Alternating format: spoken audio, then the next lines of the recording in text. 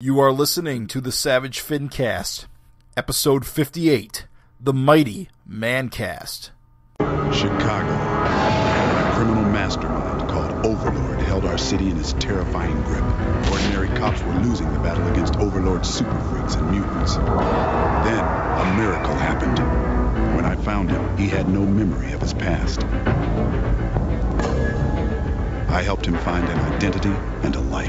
Now we have a fighting chance. Now we have the dragon.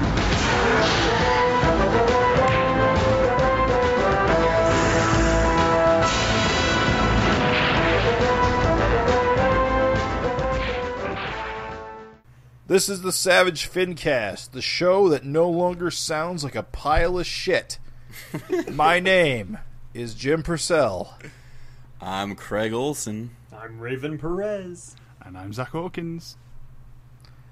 And we are all together, once again, for the latest episode of the Savage FINcast. Although I guess this episode, we can call it the Mighty FINcast. Ooh, I like that.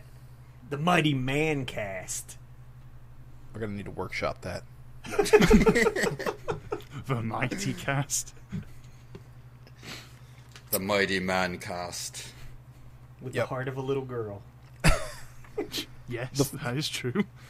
The focus of this episode, of course, is going to be the Mighty Man one-shot, which made its debut at Athenscon earlier in the year, and recently was released in color through Image Comics.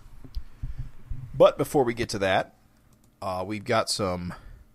What do we got? We actually have more news than you would expect. Mm-hmm. As well as some scragglers sending us some interesting conversations from last episode. Yeah, a lot of news came in the last minute for this one. Sure damn did. Like, we were like, oh, there's not much news. And then it was just a storm. In like 48 hours. Yeah. Yeah. In 48 hours, everything changed. Yeah. I'm calling it the year of Larsen. It really is. It not? It really Pretty damn much. is. Well, if everything bears fruit, we'll see how that goes.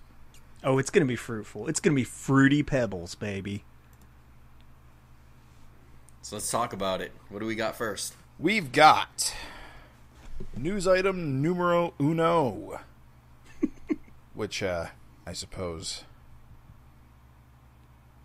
cut that out. I was going to make a joke about learning Spanish, but it didn't work.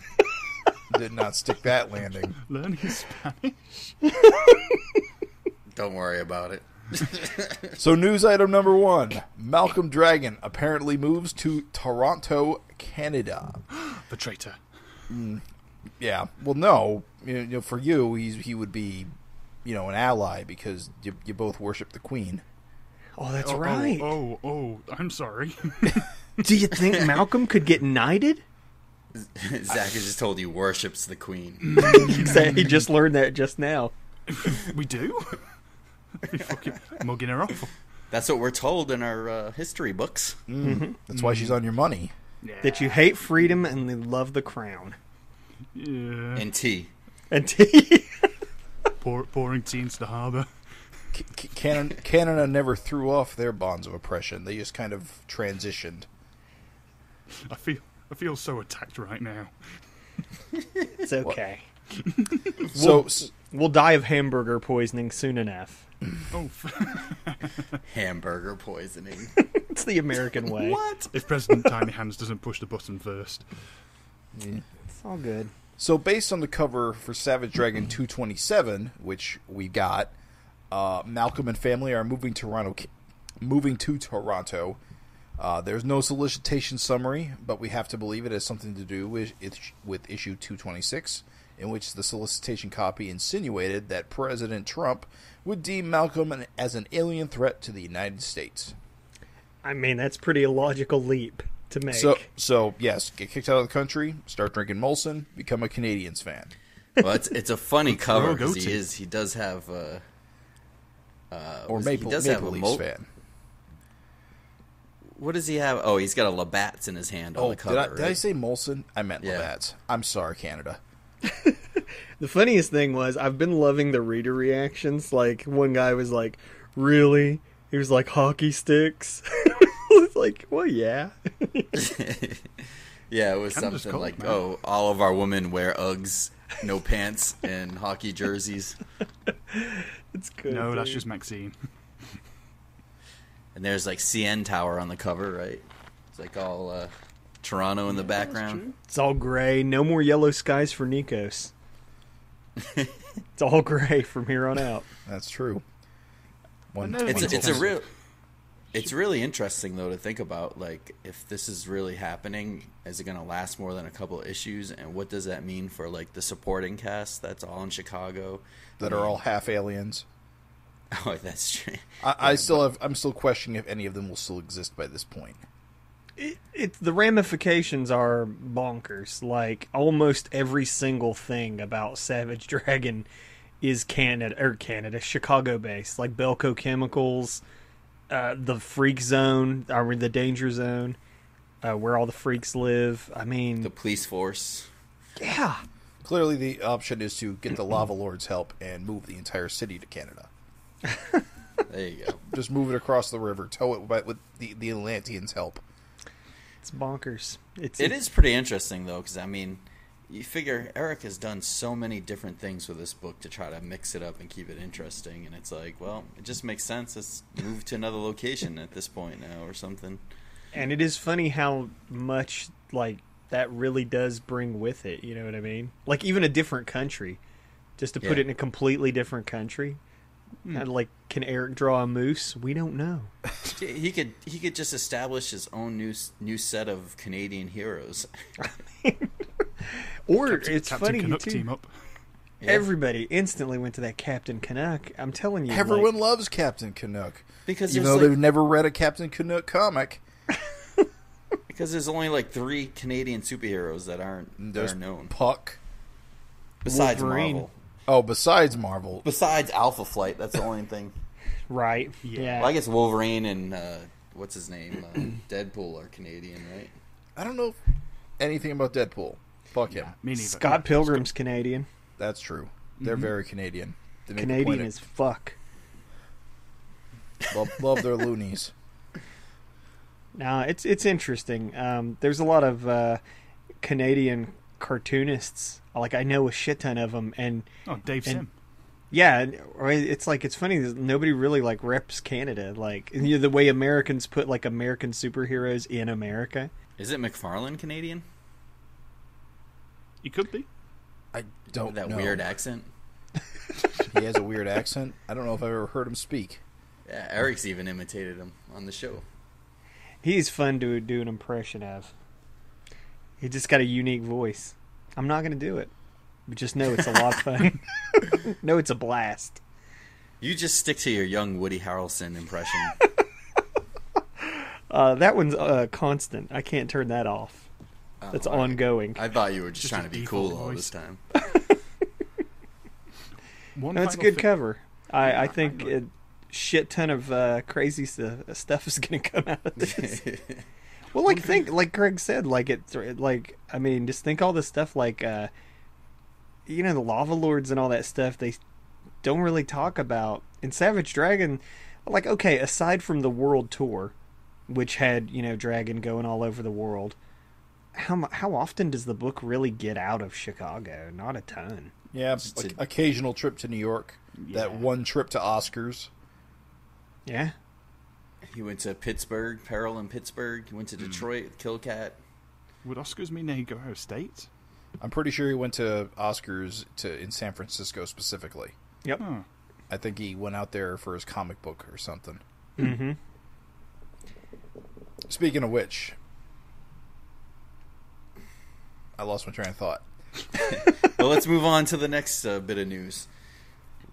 We just heard, was it today or yesterday? I think it was today, like, as of the day of this Today. recording. Yeah. That we'll be seeing the return of Freak Force in their own stories in terms of Nikos Koutsis, which I always murder his name. Countess. Yeah, who drew the Mighty Man one-shot and has been the colorist on Savage Dragon for years now. He posted on his Facebook that he's going to be doing a Freak Force backup in Savage Dragon 225, and also posted some of the panels from that backup. And then he went on to say that the backup would lead into a Freak Force one-shot and then maybe even a miniseries if there was enough demand for it. So I think that's pretty damn exciting. That I told him I demand it. It's okay. I'm going to go on a tangent real quick. Uh-oh. Buckle up. As a digital reader, it's hard to make that concrete demand because I can't pre-order. Right. That's a problem. You live in a world of instant gratification, so I do. There's no telling someone 2 months ahead of time that you care. And apparently Image still needs those order numbers. That's weird. I never thought about that. Yeah. No, it is true. Yeah, you don't get that option with Comixology. It's you can pre-order stuff, but only once it's obviously been uploaded onto the server. But it's you don't get to put in an order for something that's still in production, which is a bit shit. You can pre-order things on Image Comics, like on their website. That's true. Yep. I didn't think of that. Well, there you go. But I'm not sure if they track those numbers or if it's just like flags it for when it actually drops. Comic industry is bizarre. Like, I don't think anyone is keeping track of any sales records. You think? Yeah, only when they're shattered does anyone. Oh, it's on the New York Times bestseller list. It's like that's the only thing you ever hear about. Nobody ever's like delisted all comic books. Yeah, all graphic novels. So we don't even have that anymore. So it's weird. Apparently, the new editor hates them. Makes sense. Fuck you. Makes sense. It's cool. I'm super jazzed, guys. I'm sorry, but I can't help but feel like we caused this. Like, it was definitely our influence. We begged for... What are you talking about? we begged and begged. No, I'm joking with that. Entirely joking. But how many times have we said on the podcast, on the FINcast, and we've been like, man, you know, I would love to see like an SOS miniseries or a Freak Force miniseries or something like that. So, hell yes. This is great. It's pretty crazy this year. Like, you know, what Jim was saying, you know, the year of Eric Larsen. It's like we're going to get a Mighty Man, you know, standalone, a Freak Force follow-up, you know, Savage Dragons. Which could turn into something. Yeah, and Dragons coming out, like, on a month-to-month pace. It's amazing. Yeah. It's just, it's a good year to be a Savage Dragon fan. With an oversized issue in the mix on top of everything else. True. Yeah. Which I believe he suggested is going to have a longer main story, too.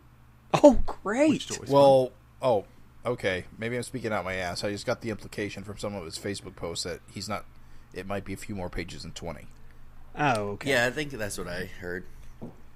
I would love that. Maybe even 22. 3 of which are splash pages. It's then, just like 3 more pages of Maxine, like surfing Canada websites. But so the other thing we didn't mention is there's another book that's going to be coming out this year. Oh, yeah. So we should move on to that. Yeah, Zach, take it away. So yeah, Eric Larsen recently posted an image on his Facebook account depicting that Ant character and logo with the words "coming in 2017."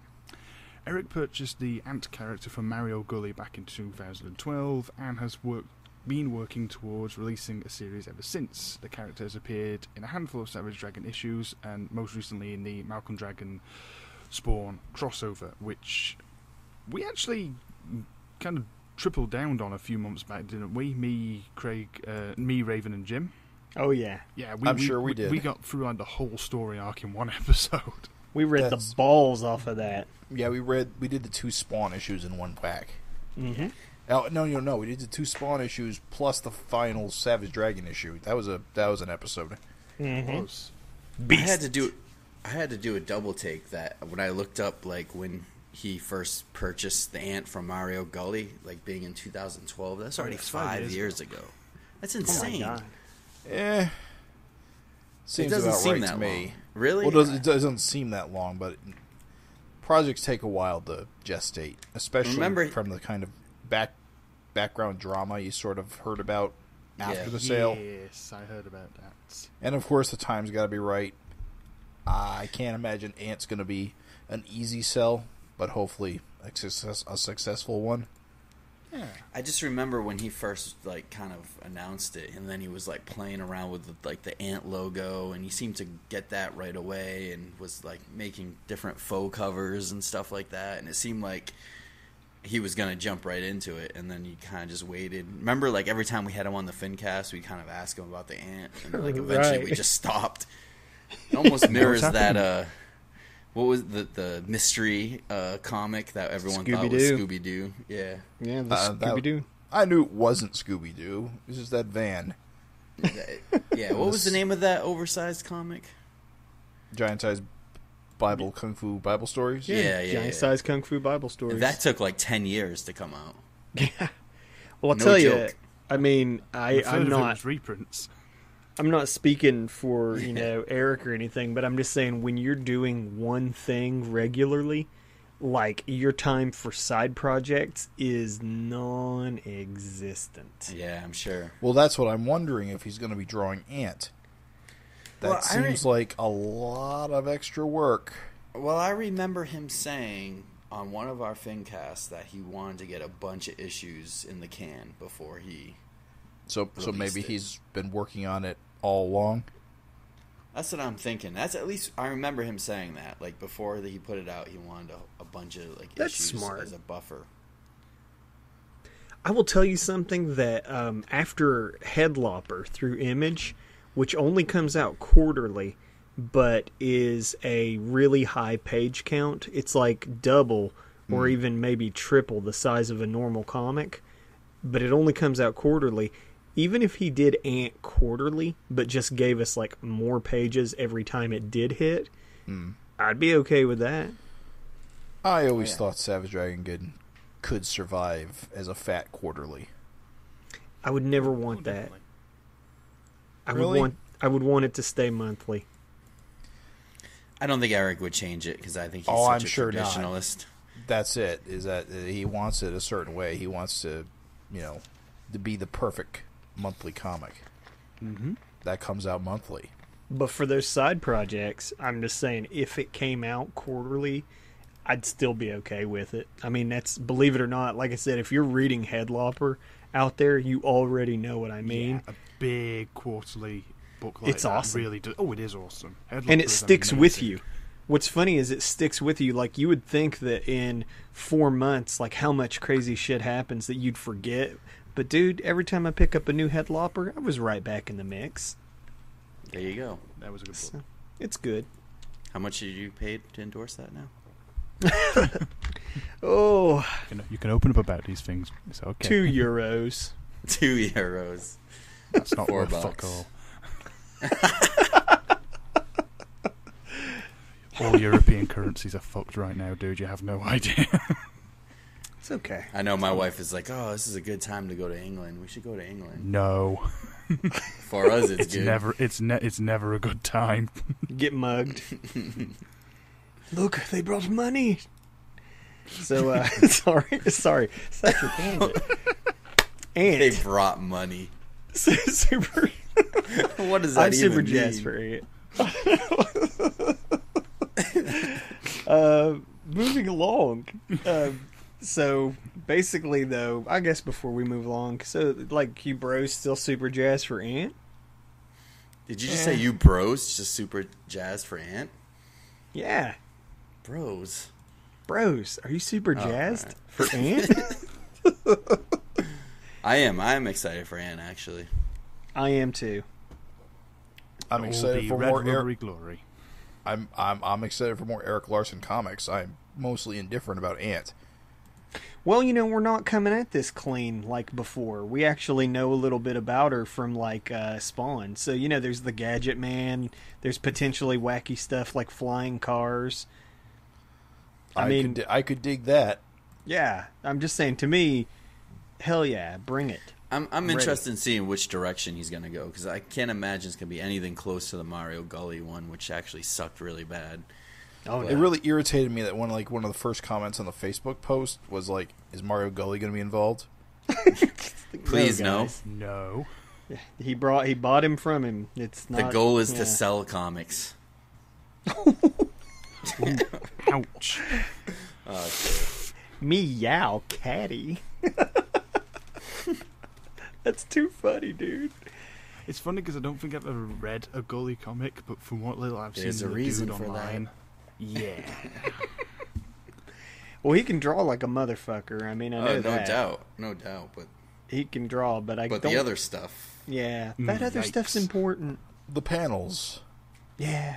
the writing. The frequency. For context. So moving along. Sorry, just had to see if you bros were super jazzed. Sounds like you were more jazzed than Louis Armstrong, so let's get going.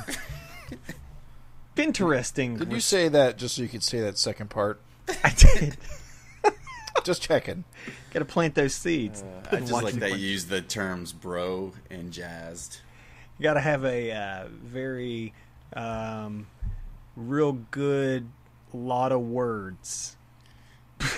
I have the best lot of words. words. I have Wait, the best yeah. words. I was making fun I of can't imagine that Zach has ever used the term bro or jazzed. Not jazzed, no. Jizzed, yes. Jazzed, no. Jazzed is a new one to me. Is bro in Does the that mean something different? in the UK lexicon? Bro's kind of a thing, but meh. So the chavs say? No, the chavs say mates, and I say mates, so everybody thinks I'm a chav. But I'm not. I'm a nice dude. I'm a bit of a dick, but it's... bro's not really a thing over here, though. No, it seems to be online, but meh. Broski is ours. You know what? I'm Broski? sorry. This is Broski way... is yours. Broski? This is We way want out the of... money, broski. I'm sorry. This is super out of line, but this has no place in the FINcast. But I have to ask. One time, Zach. One time, this guy comes in and he's like, He does what again? This guy comes wandering in and he's like, I'm going to apologize for Raven ahead of time. yeah, I'm so sorry. This is dumb to the max. But like, this guy comes in and he goes, "Excuse me, mate. Might you have a room of rest?" And I said, and this guy was like 8 foot tall, and you know those tiny jugs that people get like of sweet Tiny tea at gas stations. Yes.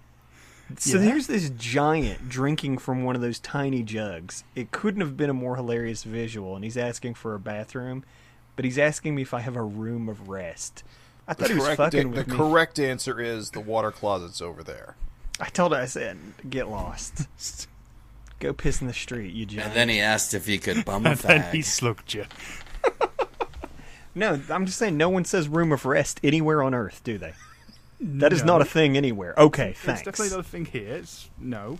Thanks. We don't even say restroom. I think that's You your don't bag. say restroom, No, so we say that's why we he's... say toilet. Well, the French pronunciation, I see. Well, What do you say mainly if to you Mom. what do you say if you want to grab a smoke off someone? No. we go and have a fag. Can you bum a fag? You can pinch a fag. I have been known on occasion, but Jim's ready to stop this recording right yeah, now. go on. Jim's pulling. He's aborting this anyway. Just raise. Sorry, let's get this out of the room of rest and take it back to where it goes. Finteresting responses, or is it replies? Let's nail this down right now, dear listeners.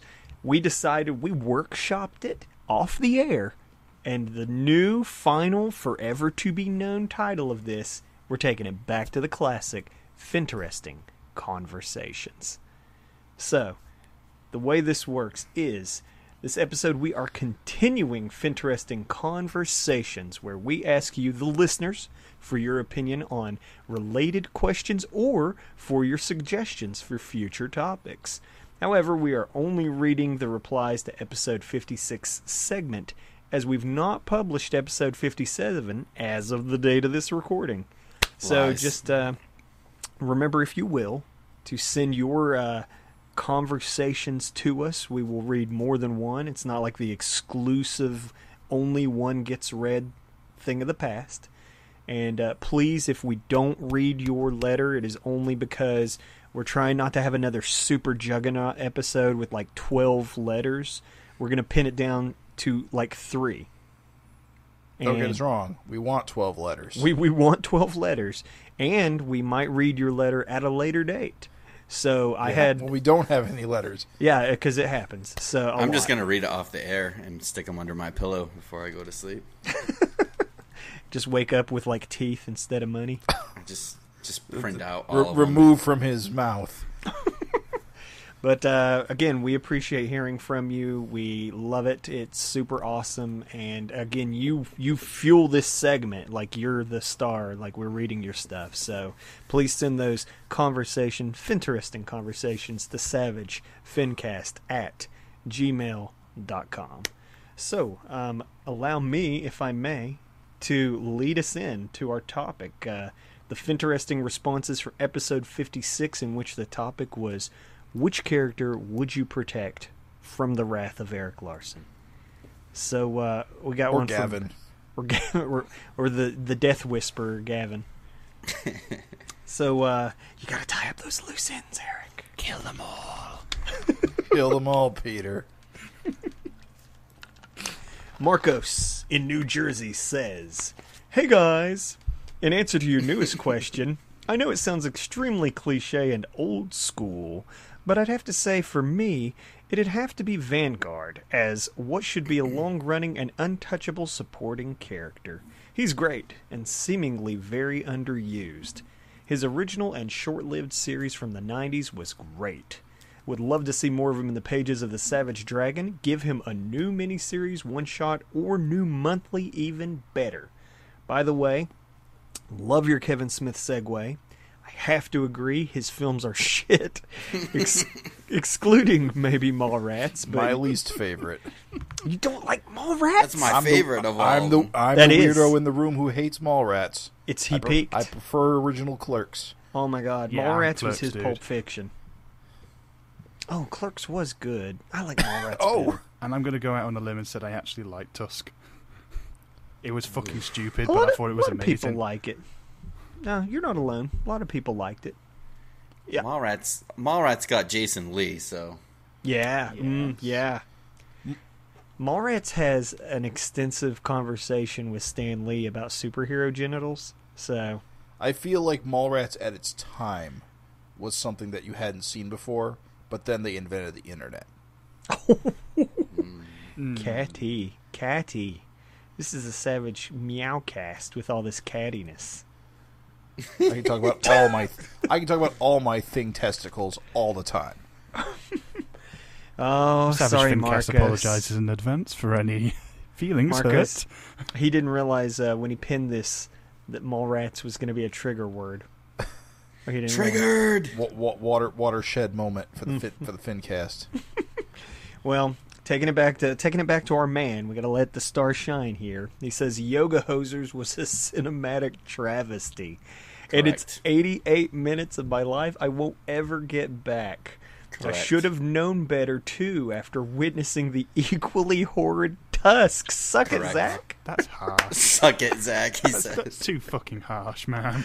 I know I'm in the minority here, but I will give Smith some credit as a decent comic book scribe. I really enjoyed that time Black Cat got raped. Did he do That that? happened? He did that. Okay. Well, all right. Really enjoyed his Batman and Daredevil stuff, plus his very underrated run on Dynamite's Bionic Man with Phil Hester and the Green Hornet, too. I suppose he was sort of a big deal, especially around here in the tri-state area in the 90s, but his fame has fizzled out tremendously since. Tremendously. Cruel. Heck, even his podcast, Fat Man on Batman, has turned into utter crap as well. Sorry, I know this isn't Savage Smithcast. Just my 2 cents. Anyhow, love the show. Keep up the great work, Well, guys. tough, Marco. We are now the Savage Smith cast. Does he really have a podcast called Fat Hashtag Man Savage. on Batman? I'm sure he does. How could that- Just about. How can one show be about just one character? Touche. Because there's a million Batman books a month. Oh, all Yeah. right. I Technically, can't believe it. The joke is that there's only one Savage Dragon book a month. I guess my thing is that he is a podcasting fiend. Yeah. But, like, he has a podcast for Well, every fucking thing. He's a media hound. He loves all of that stuff. Even back in the day, he was getting, like, connected was, like, his big thing. Mm-hmm. So that's why everyone knew who he was, because he's a very good self-promoter. And I gotta disagree that his fame has fizzled. His fame stalled out, and these latest films have given him the buzz back. I'll just say this. Here's the only thing about it is I respect at least the fact that he's ready to go on a fucking limb. Like, Lord knows he could just keep shitting out stoner comedies and people probably gobble them up. Sure. But at least they're not killing it, really. Red State was like, Wait, he did Red State, or did he produce know Red that. State? he produced No, he did it. Or he did I it? thought yeah. I knew he was involved. No, I'm pretty sure he directed that. Well, I liked it, and I didn't see he that. I'm told I should see it. it's decent. It really is, but it's I not don't- amazing, is the thing. I don't have any bone to pick against him. I just thought Yoga Hosers was fucking horrible. I've never seen I've not seen it Tusk, yet. and You saw it? Yoga Nope, I've not Hosers? seen it yet. Yeah. It's You're on asking me? Netflix. Yeah, I'm asking you, Craig. Oh, well, we had this conversation. We might have. No, that's what last FINcast I got like 20 minutes into it, and I couldn't go any further. I see. Well, I'll never watch Tusk because I can't stand body horror movies, but I hear it's good because it's a deconstruction of that. It pretty much is. It's pretty much a self-aware parody of Cronenberg movies, and Human Centipede. Human Centipede is the big one. And let's be honest, Human Centipede is fucking garbage. All three of them, they're all fucking garbage. I don't know why. Never I seen bothered. him. Not the final sequence? That wasn't the opus? Oh no, sadly it wasn't. It was just another hour and a half of my life that I wish I could have back. I can't watch those I movies. probably could have saved you that hour and just told you not to watch that. Yeah. Well, there is that. But All right, yeah, Tusk was alright. Should we move on to the next letter? Trucking right along. Hey. You want me to handle this one? Take it away. All right, from CJ Crossan. Dear Finheads, this is my first time writing into the FINcast, though I've been enjoying your broadcast for a number of years. In fact, you guys are the reason I started reading Savage Dragon again. Aw. After hearing you guys talk about these Savage adventure books I remembered from the 90s, I couldn't help but jump back on board. I really look forward to each and every FINcast because it's become an extension to each issue for me, almost like reading Fin Addicts. I absolutely have to tune in to hear your thoughts, so thanks for making such an awesome podcast. Aww. I like it. Without further ado, I want to give my 2 cents on this month's Finteresting responses, or replies, or conversations, whatever you want to call it. If I Some could sort of- have... What? Nothing. Go on. If I could save any Savage Dragon character from their untimely demise, it would have to be Torment. Since his villainous introduction in Savage Dragon 194, I immediately found this character full of appeal and potential. With his multiple personality problems, we could see this character playing both the role of the hero and the villain for years to come. In issue 222, we learn that despite its recent destruction, Torment's evil worm pimple has the potential to eventually grow back. However, I'm sure Belco Chemicals could whip up an anti-evil acne cream that prevents its regrowth, therefore allowing Torment to walk free and become an ally to Malcolm and friends. I can see Torment showing up for Christmas dinners with the whole dragon family and even showing up on weekends to babysit those savage kids. Eric would just have to change his name to Larry or something so he doesn't sound quite as so menacing when Malcolm introduces him to people. So there you have it. Torment lives. Or rather, Larry lives. Now, I know Finteresting Conversations is supposed to be a thing of the past, which is now what we're calling the whole thing. But I hope you will allow me this opportunity to pose a topic to you. See, this guy was paying attention. There you go. Imagine that Savage Dragon were to have a what-if issue like Marvel had in the past, in which any storyline could be changed, shifting the dragon stories in a strange new direction.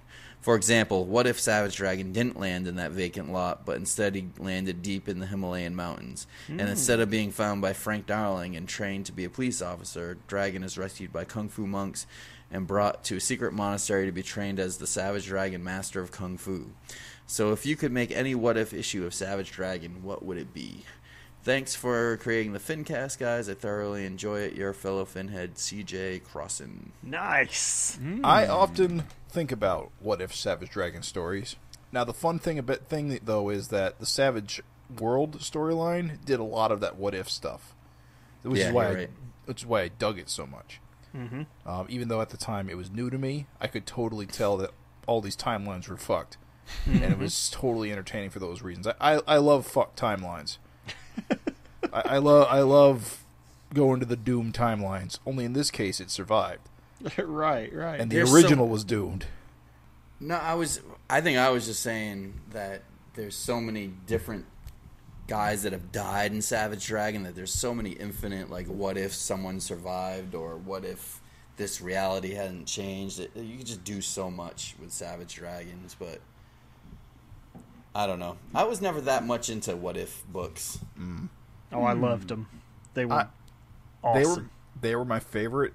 They were my favorite Marvel comics because you got a different group of characters every issue, and you also that's kinda cool. You also might learn a little bit about Marvel history of older stories by inference of the what-if story.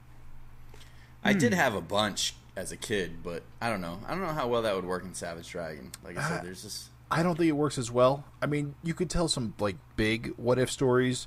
I always wanted to do a finisode where what if there was never Dragon, if he got teleported into the sun instead of Earth, and how would the heroes or the freaks that we know how would the world have gone if he hadn't gotten involved? Would Dark Lord have taken over? Would Chicago become Overlord's domain? Would Mighty Man and Super Patriot and the Underground Freaks have found a way to overcome it in the end? Things would have been better. Doesn't Dragon tend to screw things up? He does. He's a dunderhead. Jim, do you remember those what-ifs that they had in 2000 AD a few years ago for the 35th anniversary? What if Gunner survived rather than Rogue? That one was my favorite. That was actually a good one. And I think if they could do something like that, lordy. See, it's hard. It is. But even if you just had him transplanted in a metropolitan area in a different part of the world, it's going to have a different effect. Yeah. What if Dragon was raised Cockney? He'd be a gangster. I'm just he would be a hard man. I think there's a lot of stuff you could do, what if Dragon got the Mighty Man powers or something like that. He wouldn't even need that, but how cool would it be to see his, what would he do with all that power? What if everyone had the Mighty Man powers?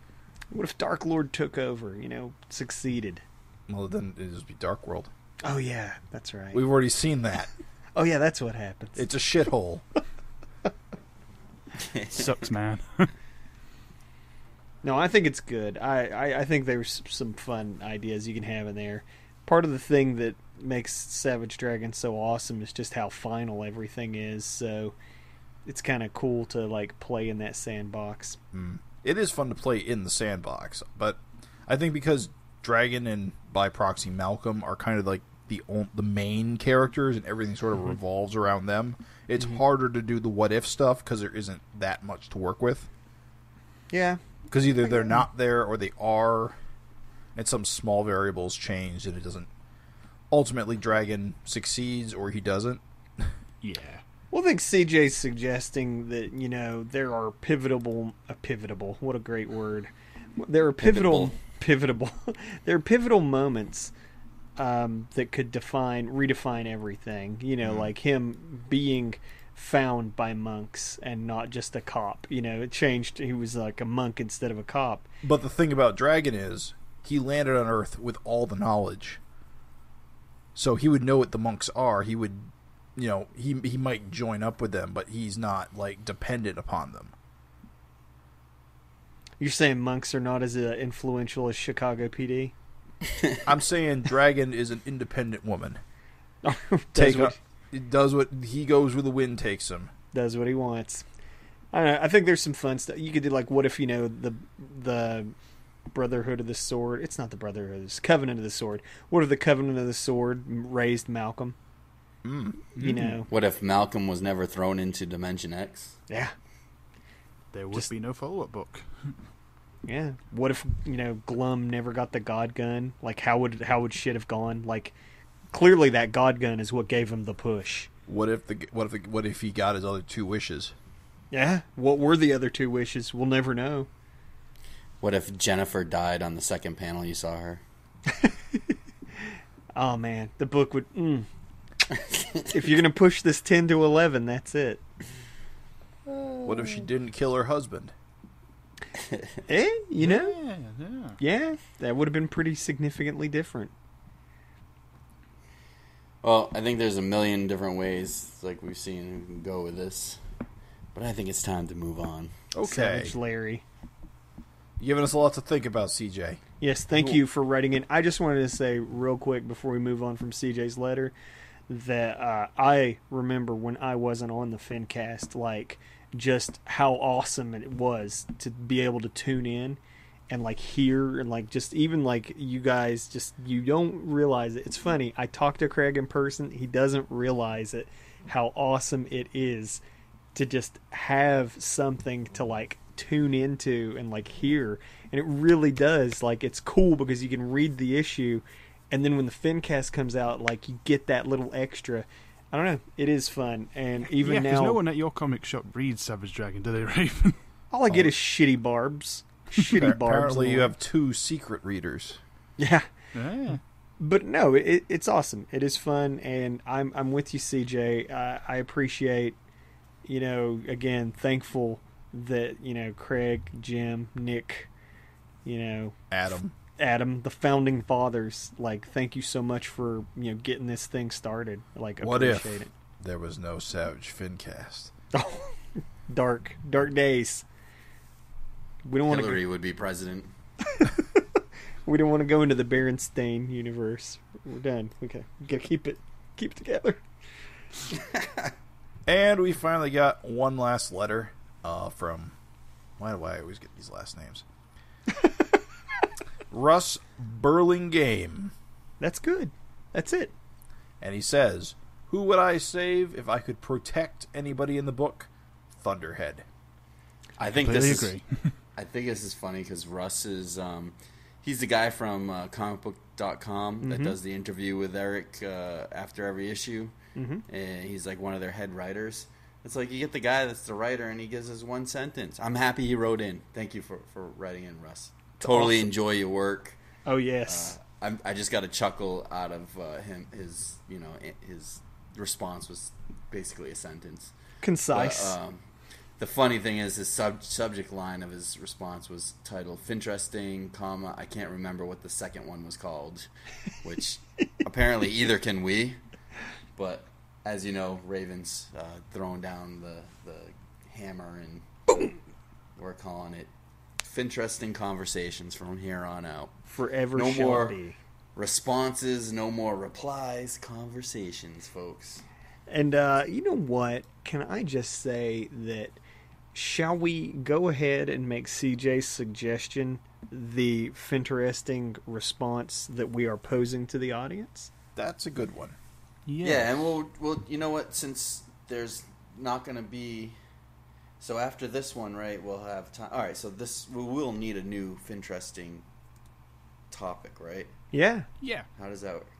So, right. So usually the next episode, the people usually, like, the way that I originally posed it is that we would, like, say we would make something up and we'd discuss it on the show, and then we'd have the audience put their 2 cents in.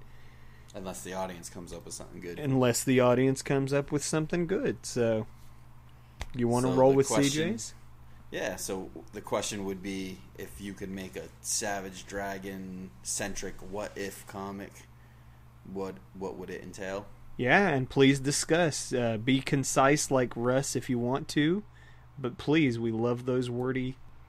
So, how about we get into some meat and potatoes? Okay. Mighty Man number 1 of 1. 1 of 1. It's a one-shot. I always find that Larsen, go ahead.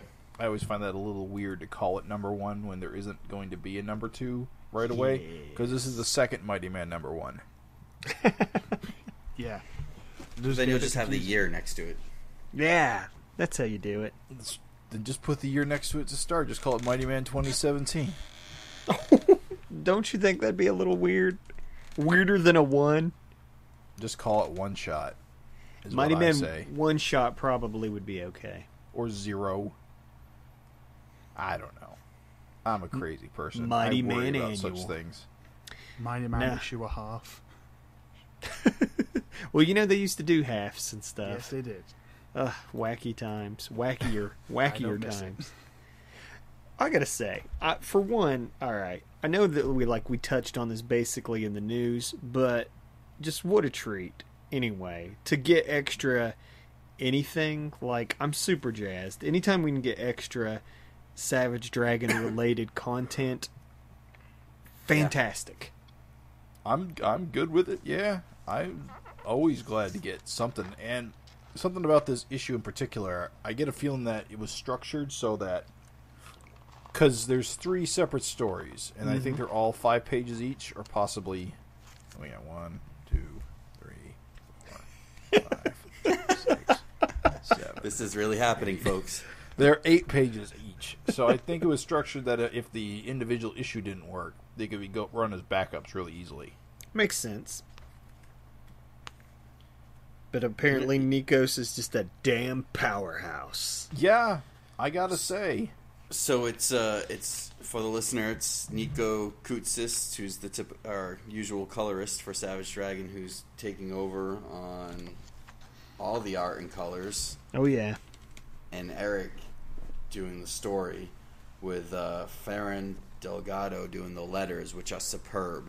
And I think he worked with Nikos on Nikos' story on issue 200 and did the letters for that story. But he's a great letterist, and I don't know if I think they're probably digital, but I'm not sure. I mean, someone can correct me at a later date if they're hand-drawn, but...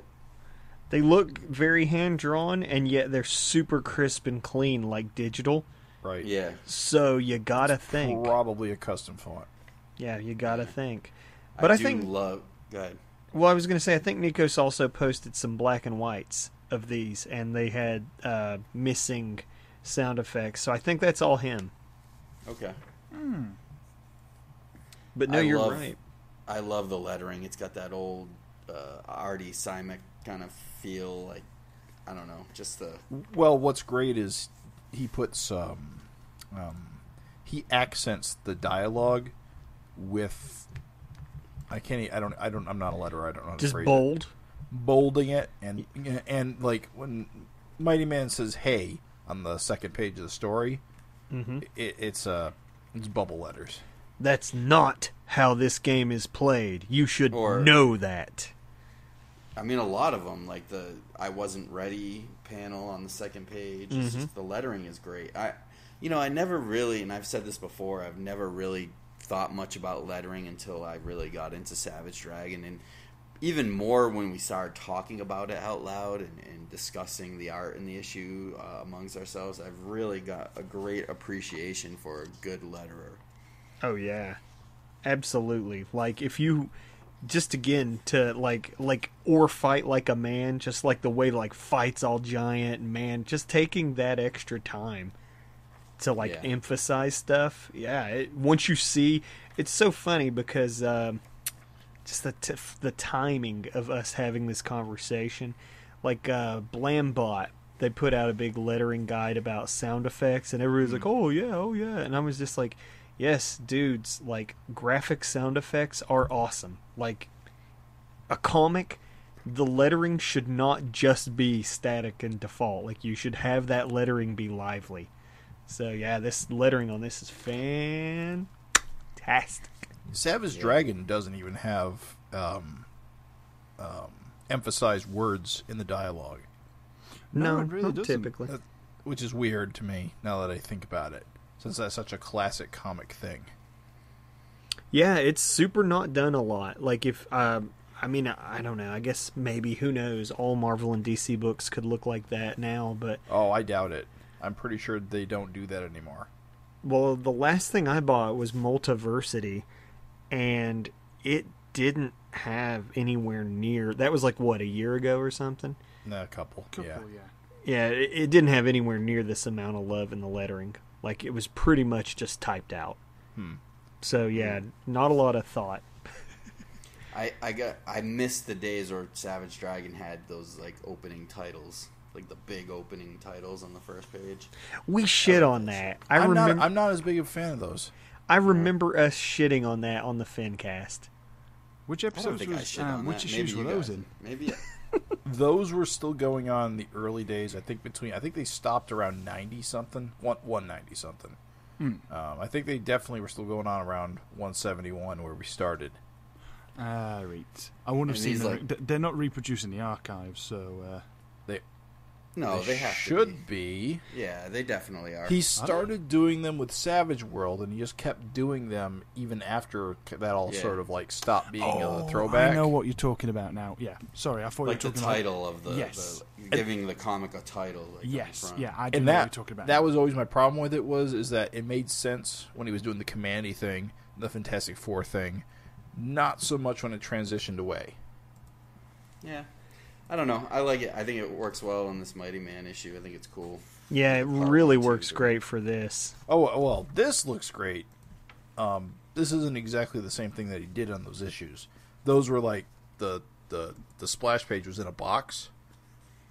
This is like I'm not even sure what era this invokes. It looks good. I know I like it. Yeah. The big part 1 button. That was in a lot of like I know at least in the 70s, like the Kirby type DC books had a lot of that stuff. Yeah, Like that was. Commandy. Yeah, if I remember correctly, a lot of those books back in the 60s, the 50s and 60s in particular, they had multiple stories in every issue. Like you'd have your Superboy comic, and it would have Superboy and the Legion stories, and sometimes you would get a double story. So you'd get those part 1 and part 2 to denote that these are the same story. I get you. Yeah. I get you. And I think it really works here, the whole part 1, part 2, part 3, because otherwise these would feel a little disjointed. Right. But it brings it together. It marries it. I like it. Because there's 3 of them in this book, and each one focuses on something different. Yeah, or a different group of characters or something. Right. But like legit, like just again to give more love to the like lettering, like just like flipping through, just like looking at like the Chum on the earlier one, and like Crop, just like all that stuff, dude. It's just so good. It's great. Kirby It is. blobs on the Kirby Craggle, even on Super Patriot's machine gun fire in the first panel. That's pretty neat. Yeah. Bathroom. Is there a sound bathroom effects on are in this one full too? force. No, there's not. There is a Brackabadoom. I gotta say that's a good looking Brackabadoom. What I enjoy about the Super Patriot character is I enjoy seeing different artists' take on him, because you can draw Super Patriot's little mechanisms so many different ways. Right. Everybody has their own take on it, whether it's Eric's little like tubes, or like the crazy shit that like Dave Johnson used to do, or Corey Walker, or so it's always cool to see how someone's gonna draw his stuff. And I think Nico's kind of keeps it pretty traditional Larsen-ish, but Definitely. But he's definitely got his own, like, style. Oh yeah. There's a certain stretchiness to everything. Oh yeah. This is really cartoony. I love it. Yeah, on you might get this, Raven. On page 3, on in panel 5, do you think Super Patriot looks like Scud, the disposable assassin, a little bit? Yeah, I get that a little. I get What's that. There's like a panel with him running as the building's crashing. No, the last panel. All right. It's where his eyes are all giant. I get a little surrealism gets funky out of that. Yeah. I like how do you show surprise under a mask? Just stretch his whole head out. Well, I like the disc arms that Nikos gave him when he's like flipping over. Like they're still guns, but like it's kind of like talking about like putting your own spin on Super Patriot. Like just those disc gun arms he gave him because he's got like gun. You got a panel for me? Yeah, panel 2 of that same panel where he was like. Oh, okay, yeah, they look like kind of ray guns. Yeah. I see it. Yeah, that's cool. They're fat, like. I like the motion though, just the way that's like he's like whizzing around, like he's sort of flipped over Mighty Man. It's just great energy. Right. And there's so much crap you could do with Super Patriot, and I feel like Eric kind of toyed around with it in the beginning of the series. Remember when like he made Super Patriot kind of get taken over, and he got all like long legs, and he was kind of creepy, like in the basement shooting at Ann Stevens. Classic. And I feel like Eric's never really. He's done a few things, like he's made him have like this huge claw hand at one point. Remember that? That was like an issue, like in the Savage World. I think there's a cover. Yeah. And they've done a lot of cool different stuff. Made a gun come out of his foot or something like that. Dave Johnson did a lot of cool stuff. But there's so much you can do and just make up.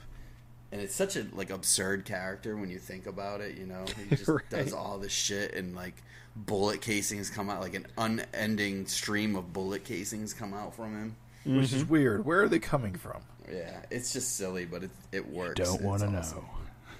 It's glorious. I love the character. It's awesome to see Super Patriot back in a mix. Yeah, I love Super Patriot. He's great in this little one shot here. And all the pouches. I love the like pouch belt. And there's something new on this one. He's got the little like kind of look like little iPhone charger things that zap Mighty Man. Yeah. The tasers. Yeah. Like the little like they come all out.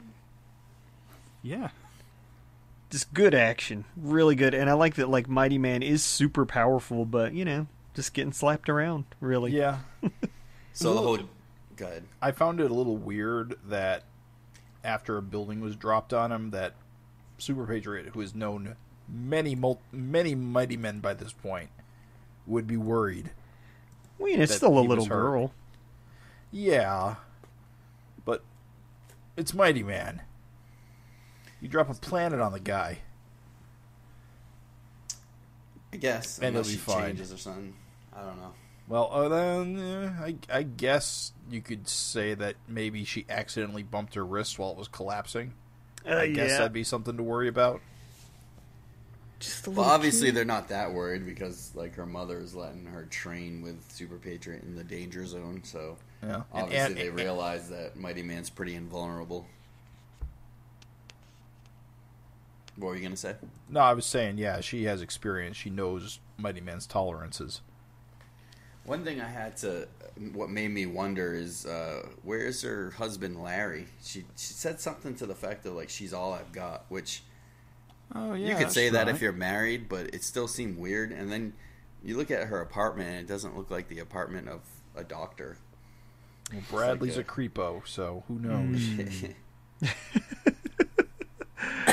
It's kind of a sparse apartment they got there. Yeah, it wasn't really super talked about, was it? Like, you know, what was going on with Ann Stevens or whatever.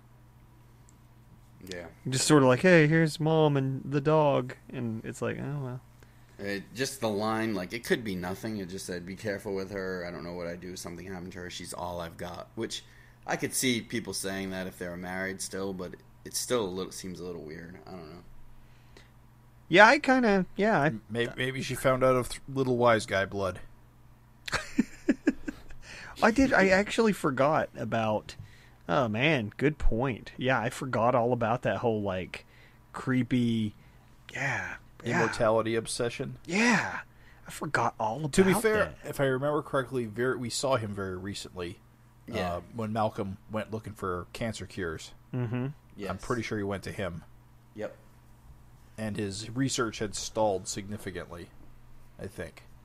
Yeah, he did say something like to that effect, I think. Well, it's a good-looking Malcolm. I like his take on Super Patriot and Mighty Man both. And even little kids, you don't know. Sorry, just going to talk just art shop here. So many people can't draw little kids. They're very hard to draw. They are very. They have big difficult. heads. So many people just Proportions really are fucked. shitty it up when it comes to little kids. But, good little kid here. Good dog. Nikos' art reminds me a lot of Corey Hampshire's art in Supreme. I don't know if you Sure. get that vibe. Yeah, I do. get it. Even the inking kind of seems very similar. Yeah, the issues where he did all the inking, I can see that. There was definitely that, how do I phrase this without saying cartoony? What's wrong with cartoony? Expressionism? Cartoony's fine. No, I like it. I'm not- Exaggerated sponginess. Yeah. It's just, to me, I think they have a really close art style, I think. I don't know. I'm not comparing Supreme page to page against this, but it really invokes that kind of... No, I get it. A funny thing Nikos does is he has sort of everything like flow almost like liquid and fluid into each other. So, like, if you want a super great example of that, flip to the front cover and look at Mighty Man's, like, right hand. And just the way the lines, like, flow right into the, like, curve of the knuckles.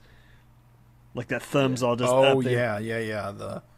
The taffy fingers. Yeah, so that's what I like, is just how fluid everything looks, so, like, flowy. It's good. I liked his backup way back when he did that other backup, too.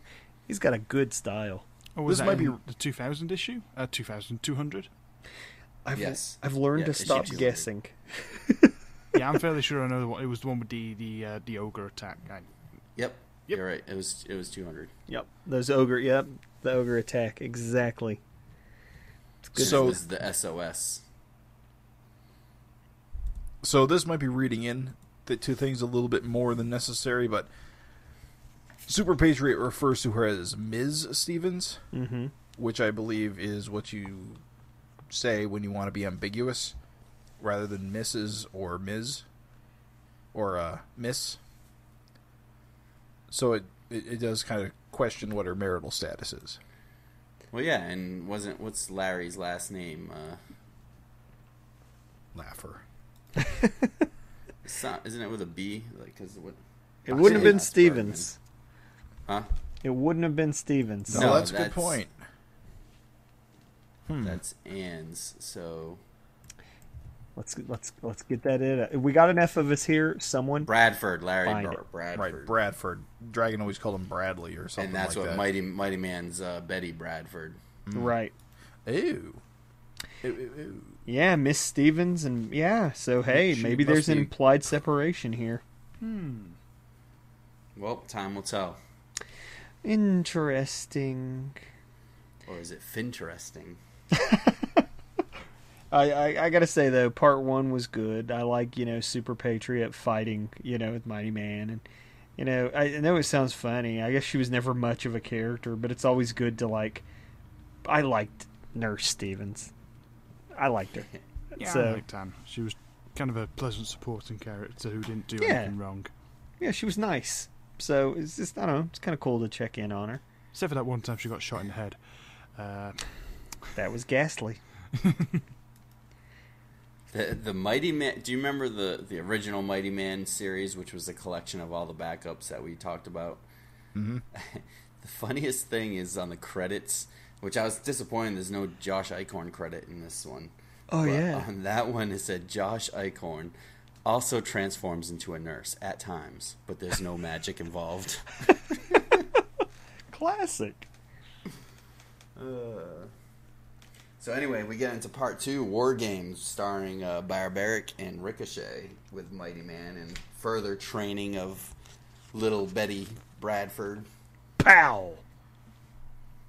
Always good to see Barbaric. He's a great character. Yeah, he's a fun visual. He got knocked a bit about in this one. Yeah, well, he kind of always gets knocked about. He's kind of bad at this.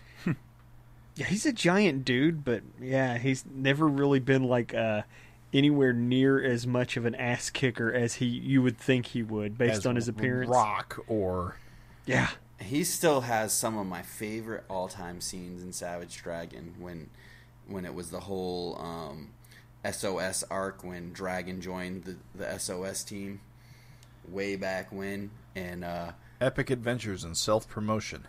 Yeah, and like he wanted to get his own like Ninja Turtle figures and stuff like that. And it mirrored Eric's experiences getting the Playmates toys made. Yeah, it was so hilarious, and like he was always getting like Dragon was like the leader of the team, and he was just always getting in trouble with Dragon.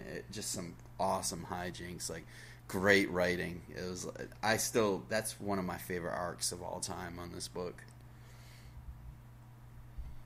He's always been just kind of a big kid. Yeah. Yeah, exactly. He's Barney. I forget what they called like the Ninja Turtle toys. It was something hilarious. It was like, I don't know, something geckos. Larry something's Mighty Fighting Geckos or something. Anyway, it's good back and forth here. Good action. I can appreciate all the action in these 8-page chunks. Aye. And we get to see Ricochet back in action, saving the day, as she does. Always the more competent of the pair. Oh, yeah. With her great jacket. Both of those characters, they're getting kind of old. Yeah, I was going to say, it was funny to me that, like, there's no great lengths taken to make them look old. Right. But they should be old, right? But no, I think they're only like 30, late 30s or something. Yeah, they were really young when they were in Freak Force. I want to say they were still like 18, 19. Oh. When they were. I feel like that sounds right. Yeah, they were still just kids. Yeah, then this is fine. Yeah, I think you're right. In fact, I think Ricochet had a problem getting on the police force because she was a minor. Yeah, you're right. So how old would that make her now? She's probably 17, so plus 20 years. So 30-something. 37, yeah. Oh, yeah. No, they're fine. Especially if you're a big buff red dude. I mean, you know, he's going to start having gray in his blonde hair. It's not going to be too evident. So, never mind. They look fine. Yeah.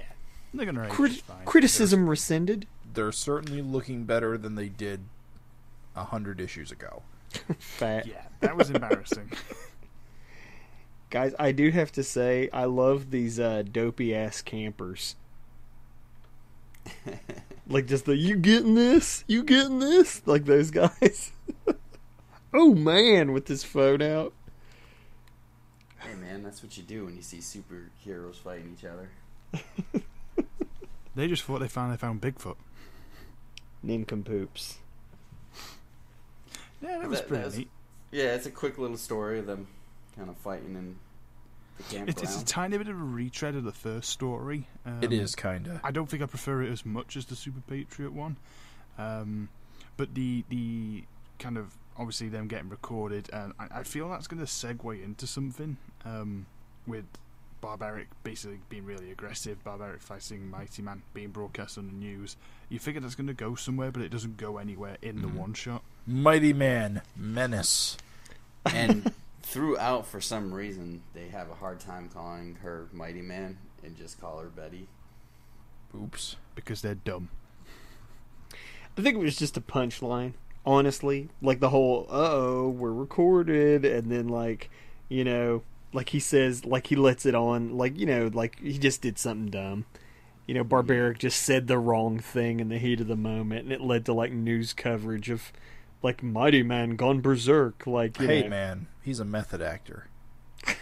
But I think that's all they were shooting for. I don't think anything. And then like the Guy and Duder panel is gold with like beating the old lady. That's funny. It's always hilarious. That's what the elderly are for.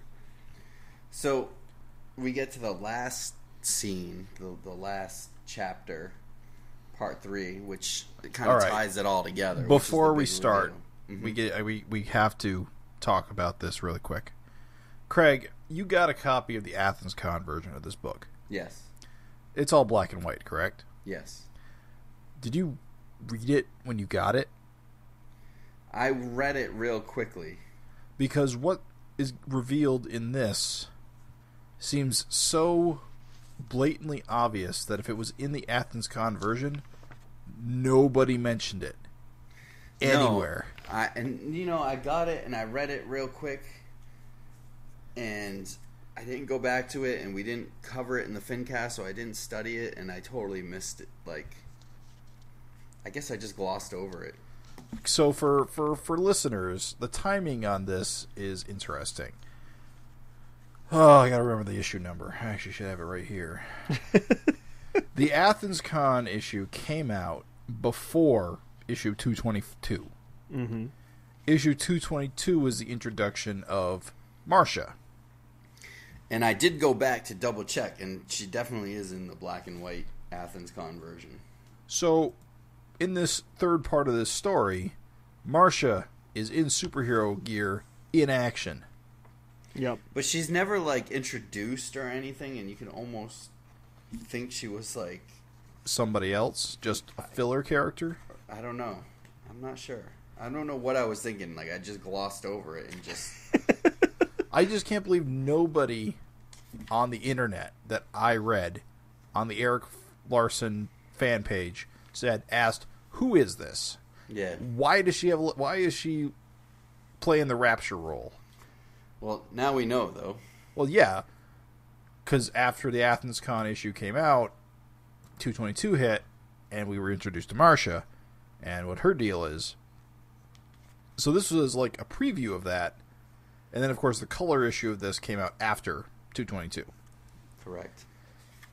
I think it came out on the same day. No, it was a couple weeks. Oh, okay. I'm pretty sure it was spaced out. You are right. It is funny that nobody made the connection at all, or even thought to say, it's weird how there's this Rapture-esque character. Yeah. I don't know. It is funny. And yet here she is. Can I say that the title for this part 3, the font for Force, is freaking awesome. I love that R with the weird and the E. Yeah. And the F. I guess all of it. It's just that's a weird font. Yeah, the asymmetrical letters. Yeah. A force to be reckoned with. All right, I'm not going to lie. I love these dogs. Yeah, they look like some Saturday morning cartoon villains. I do like these dogs, guys. Recycle character designs from the Scrap Battletoads cartoon. They really just... yeah. You know, you talk about playing to an artist's strengths. Like, these are great characters for Nikos to draw. Yeah. Like the one they guy got those- that's like screaming. They got those expressive jowls going all over the place. You know what they are? They're howling commandos. They are.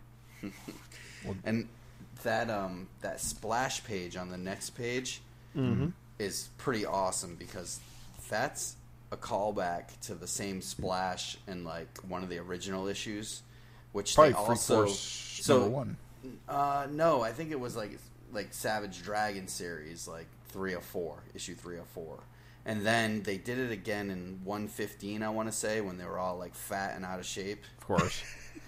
And Right. then like this has definitely showed up at least 3 or 4 different times, the same splash, but like different versions of the characters.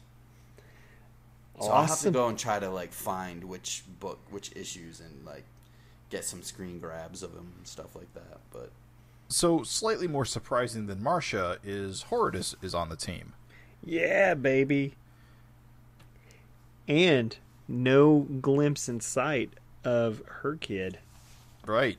I can't recall her name. It's okay. We'll leave it at that. I felt that it was a missed opportunity to have Betty and her meet. Yeah, we do definitely. If there's more Freak Force, would love to see those two interact. yeah, definitely. Can I just say, I'm sorry. Like Her I kid's love name is Dixie. Dixie, right, of course. I do love. It's so hilarious.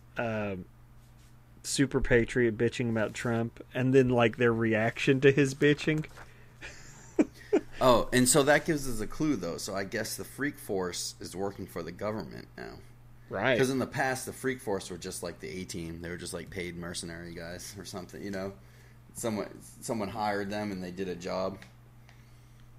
Yeah, now they got Remember, missions. They were always broke and living in that like old donut shop. And then they got a job with the police force, or then maybe that was after they left the police force again. I don't know. What, you talking about the Freak Force? Yeah, I think how it worked was they were like just... They quit the force and became their own team. But I thought before they were like mercenaries that would do jobs for money, and then Dragon got them a job on the force, but then they quit the force and went back to being whatever. You know, I don't know the exact timing. I recall... heroes for hire, or whatever you want to call them. Hortus was recruited by Dragon. Dart came in to help out. Super Patriot was kind of out of sorts at the time. Mighty Man was just getting her bearings.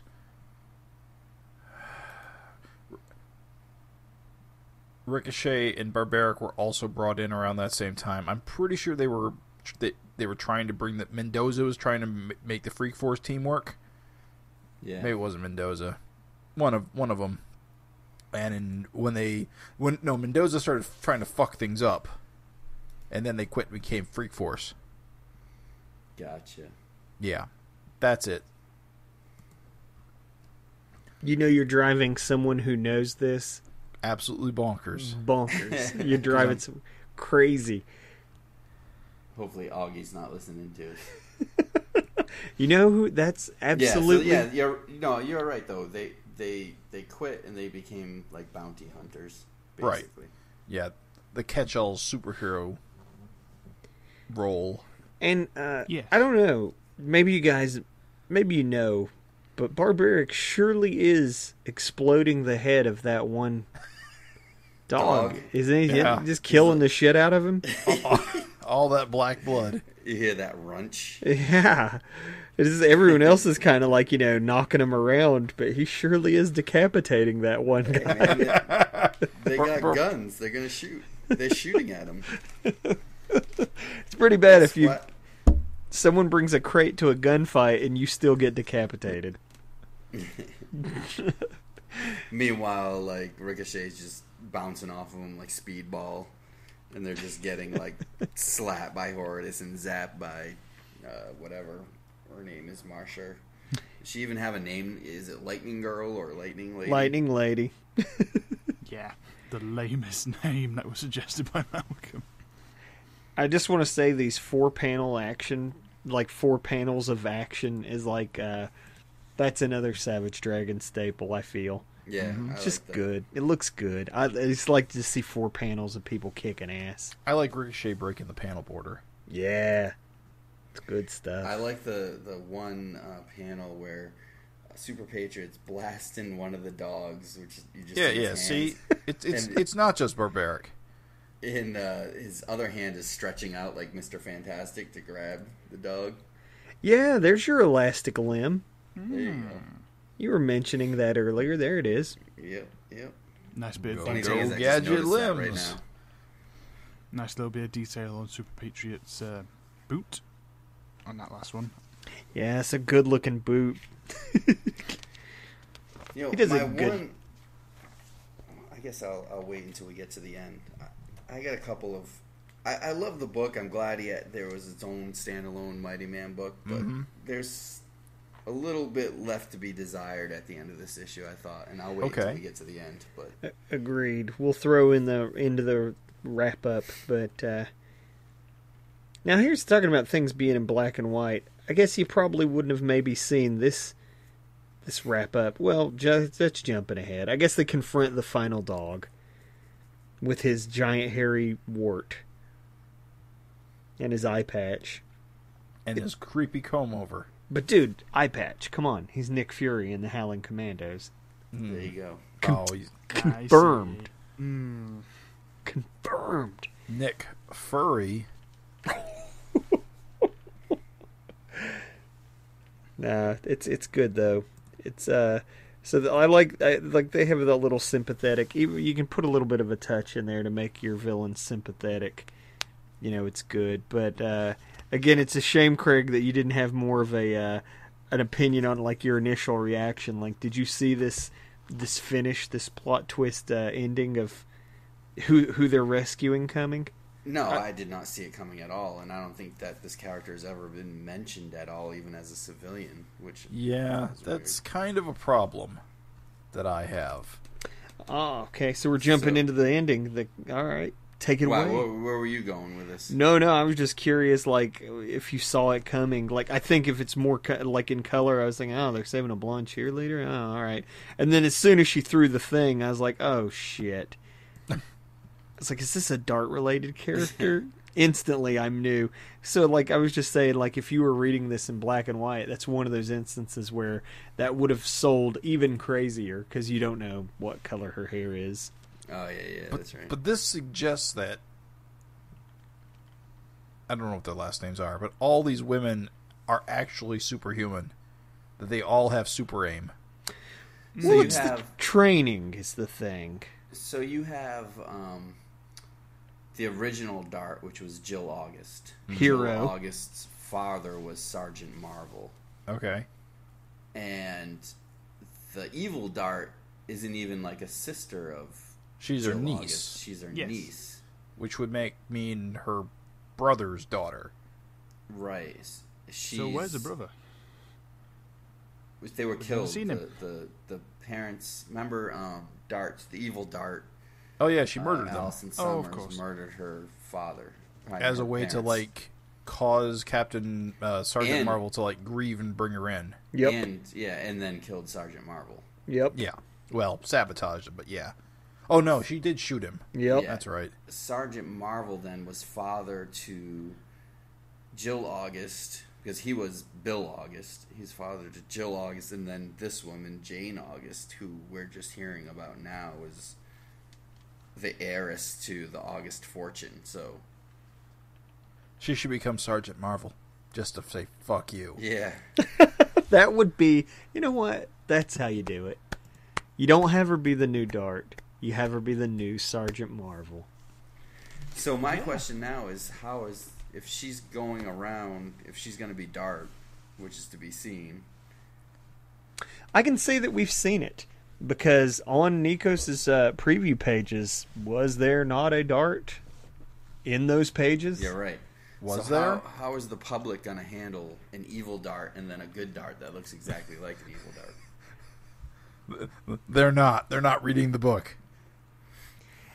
I would imagine that it should be a problem. Like, there was a good Dart, and then there was an evil Dart. Oh, you mean the public in universe? In the universe, yeah. So, all right, there's a couple of things that, like, I feel like this thing ended abruptly. Mm-hmm. So I guess we're to believe that Jane August was working covertly with I think Freak Force. No, I think she was just at the right place at the right time. Oh, really? And I think it was a confluence of events. It was a coinky-dink. No, I don't think so, because why would you have Super Patriot being like, oh, by the way, this is Jane August? Like, how would he know? Because he's Super Patriot. He reads the dossiers. Well, it was a mission to rescue her. I don't know. Right. I think she was, like, undercover. Like, why else would she be dressed like a that's cheerleader? My other qualm because she's probably 17. Well, that's my other qualm of the story, is that we don't know why the dogs are doing this. Because she's the heiress of the background. Sergeant Marvel fortune.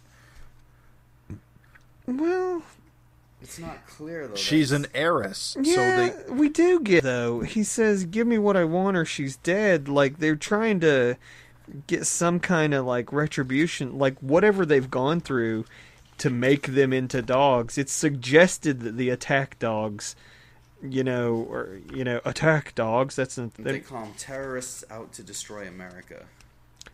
Well, the battling bulldogs. So the thing is that, like, it's suggested, though, that the battling bulldogs, got turned into these animals.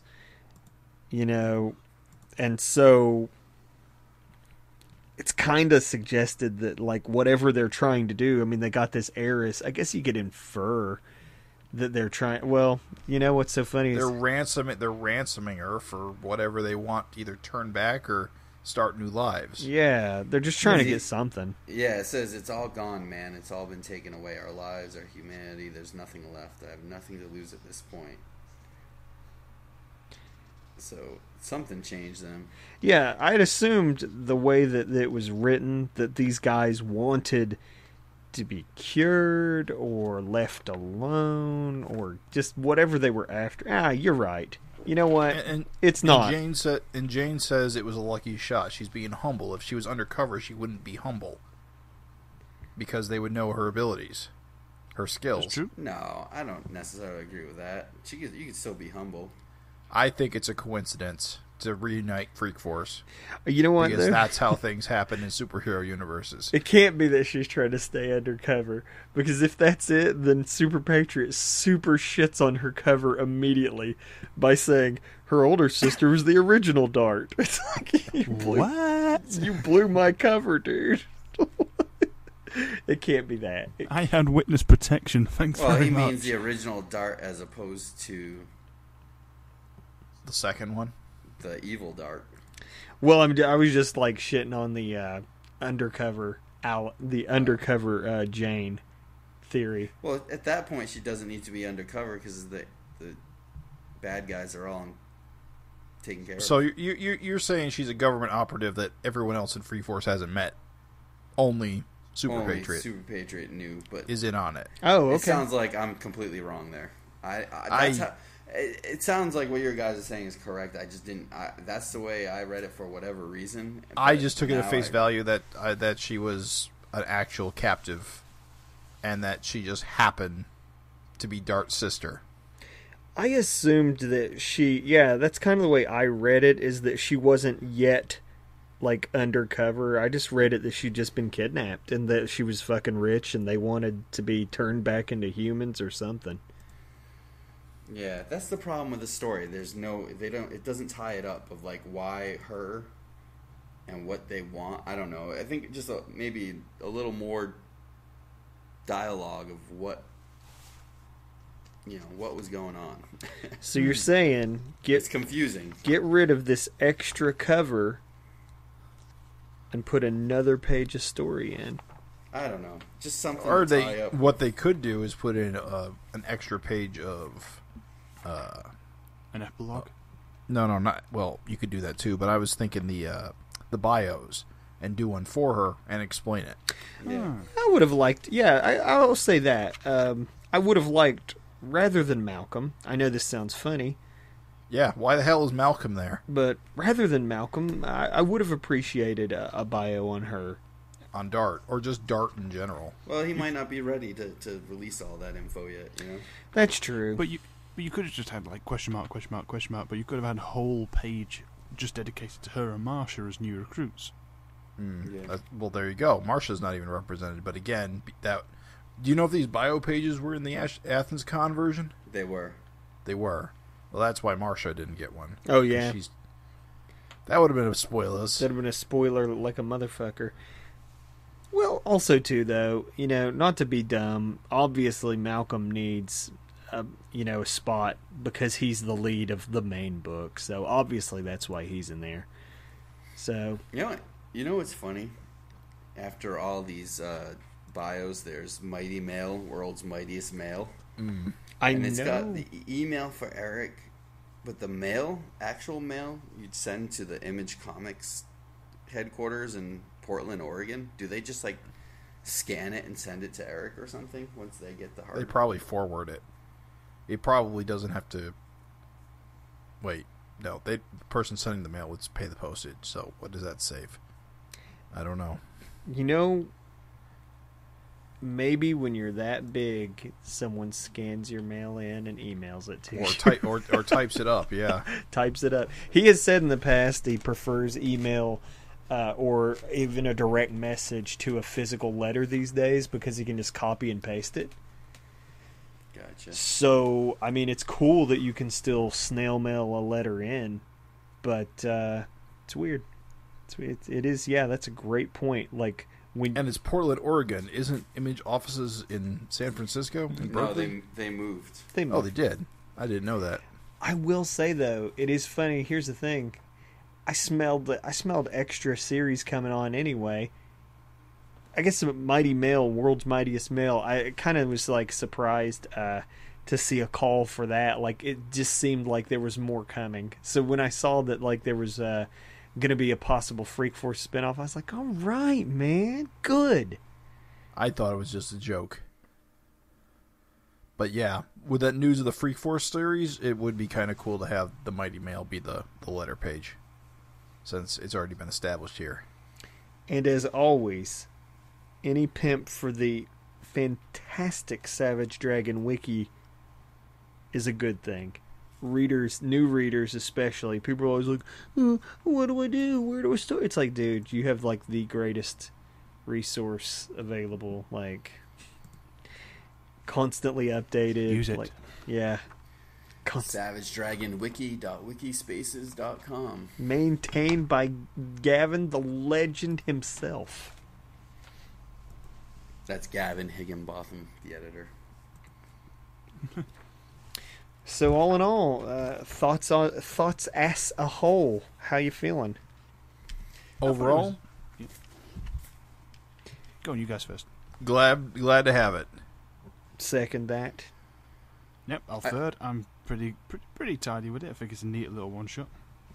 I'm glad it came out. I thought it could have been executed a little bit better, but always glad to see additional kind of spin-offs from Savage Dragon.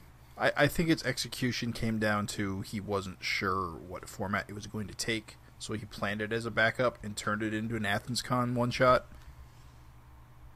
Yeah, we'll have to ask him when he comes on next. Yeah. Just to see. Well, here's what I expect. Let's cast our gaze into the future, then, shall we? For the Freak Force, the upcoming Freak Force thing. It's cool that it's coming. I'll agree with you 100%, Craig, that I hope the narrative is tighter. Like, it'll probably not be a 3-part story in every issue. It'll probably be one story. Yeah. So that'll help your pacing problems. Even if it was 3 parts like this, just as long as it's a little bit tighter, that's all. String it together a little more. Running narrative. Yeah. Plant those seeds for the future. Definitely. It'll also be interesting to see if it's almost like a reactionary book. If something happens, like say if it's a fallout from the merging of the multiverse. Yeah. Just from a supporting character perspective, just see how that works. Well, it's funny too. Again, tying it right back into the move to Canada. Like a book like Freak Force would become even more valuable because that'll be your main line to what's happening in Chicago. So you could be. Well, Freak Force is a U.S. team now, right? Yeah. Hopefully Trump doesn't find out Horridus is an alien. It's true. That's true. Dirty, dirty alien. He's been known to change his mind a few times, right? Yeah. You know, I know this is going to sound so wacky, but I sure hope Eric draws that smoking hot first lady. Let's get that. Let's get that rendering. Everybody wanted to see his rendering of Trump. I want to see his rendering of the first lady. Melania. What's hilarious is, and I know he would catch so much hell for this, but you know she's done all those like nudie poses. Like if he just drew like just one of those poses she's done, people'd flip shit. It'd be so people would be so scandalized. I can't believe this is the first comic to render the first lady of the United States in such a fashion. Well, did you see Eric on Facebook he asked something about like if a comic book is shipped to stores in a bag, do you open it? Do you consider the bag part of the book, like to the stores? And he was referencing something like seeing bagged adult only variants. Yep. And I'm wondering if he's thinking about doing something like that. I'm loving where that's going. That's usually why he asks these questions. Yeah. So that it happens next month. Yeah. So in a few weeks, when we see the State Fair zucchini on the front. Oh god. I don't know, dudes. I'm excited. So should we talk about the next episode? Let's. Savage Dragon 224. The Merging of Multiple Earths. Part 2. Mr. Glum's devious plot to merge the multiverse unfolds in its demented glory. Savage Dragon joins his son, Malcolm Dragon, in an effort to save Angel Murphy and the very Earth itself. Enter Dark Lord. The awe-inspiring, world-shattering cosmic event reaches its penultimate chapter and concludes in the next issue's giant-sized 25th anniversary special. So there you go. Exciting times. Sweet. I can't wait, guys. I can't wait. Yeah, I'm pretty pumped for it as well, to be honest. Man, I am so excited about 224. Yeah. What events could be unfolding? These 3 issues. I'm just saying this 3-issue arc of, like, you know, Glum merging everything. Is it only 3 issues? So much is going on, it feels like it should be a lot more. Yeah. 223. Well, technically the Glum stuff's been going on for like 3 additional issues, so... Well, yeah. It's a cheat, but it's a cheat to call it a 3-issue arc, but nevertheless, like, part 1, part 2, part 3, as far as solicitation is concerned, it's a 3-part arc. But, like, man, what a treat!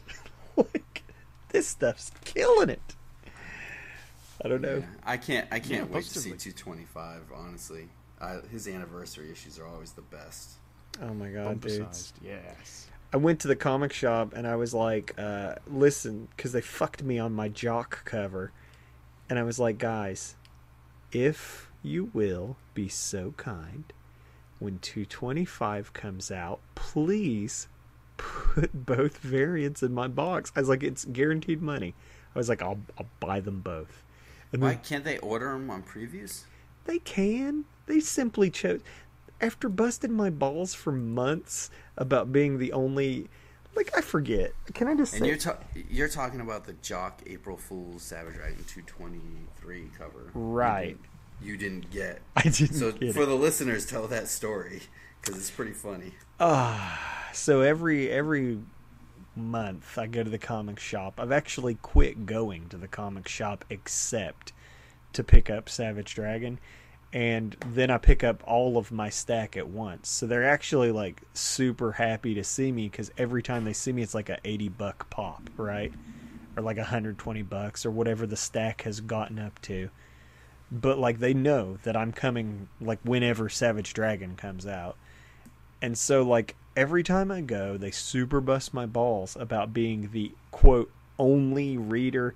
And Pittsburgh has this chain of comic stores that are owned by, like, this one dude. So when they insult me, they don't just insult me. They, like, insult, like, the entirety of Pittsburgh's readership or exposure. They say, you're the only guy in the company reading that book.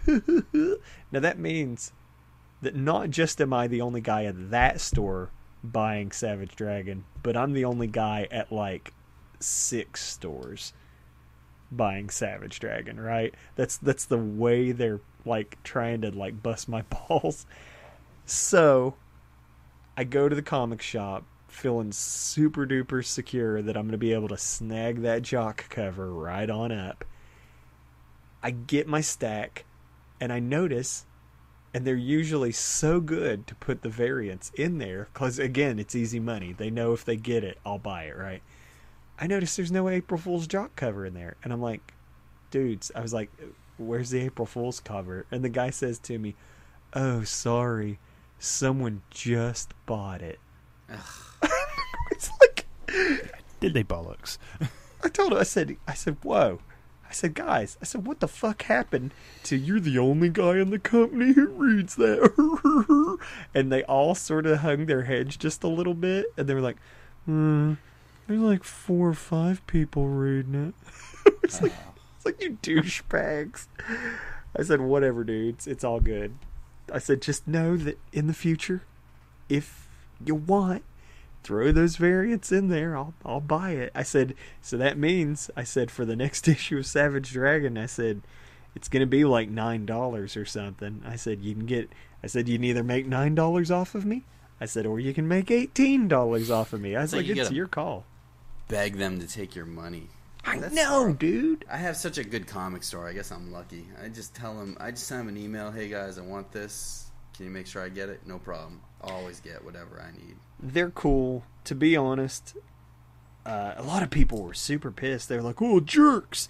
But to be honest, they're actually cool. They're just like ball busters, and they just like to bust your balls. And so I just was like super bummed out because I was like, oh, dudes. Like in the past, they've been so good to like snag up. Like, listen, this is how good they've been in the past, to give the devil their due. When that God Country Savage Dragon variant came up, yeah, they're like, hey man, hey Perez, we got you one. I was like, well, good looking out, buddies, thanks. And yet they didn't get me that sweet jock cover. I was like, you guys, you bastards. Bummed. I said, to eBay I go. I said, you did this. I said, you're pushing me out. Whatever. It's all good. It's all gravy. Well, on that upbeat story, I'm flagging fast. should we wrap this one up? Thanks everybody for listening.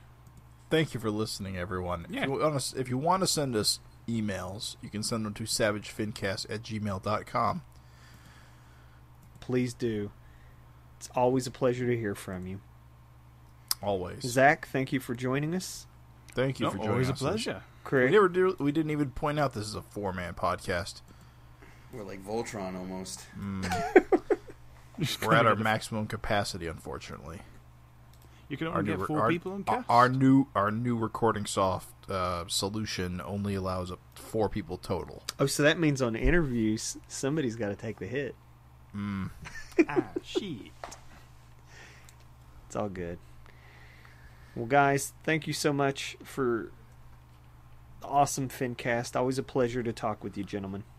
Thank you for joining me, Dildo Baggins, and Bollocks, and Fucks. What's up with the name calling, man? What is up not with cool. that?